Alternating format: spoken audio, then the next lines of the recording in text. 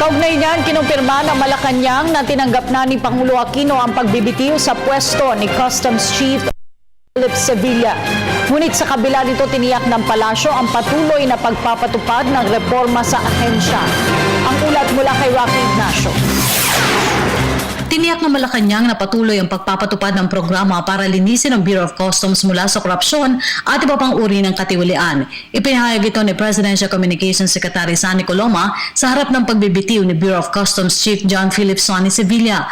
Ayon sa kalihim, mahigpit ang direktiba ng Pangulo na dapat makumpleto ang mga reforma kasabay ng pagiging permanente ng sistema ng mabuting pamamahala.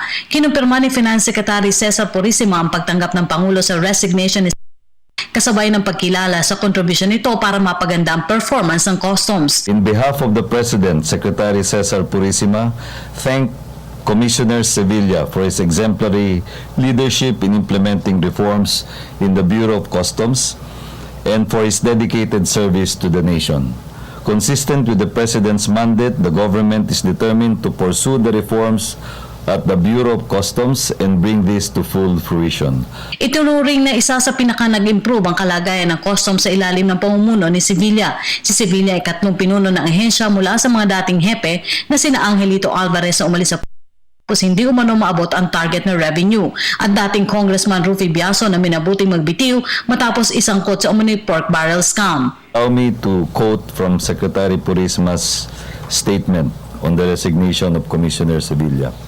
I thank Commissioner Sonny Sevilla for his dedicated service and relentless pursuit of good governance in the Bureau of Customs.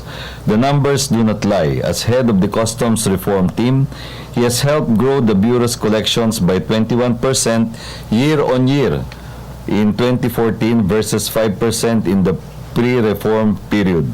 Transform Customs, the most radically open and transparent agencies in government, has made government regulation more efficient for doing business in the country and has taken great strides to thwart graft, technical and outright smuggling by filing cases, alert orders and seizures against erring importers, brokers and officials.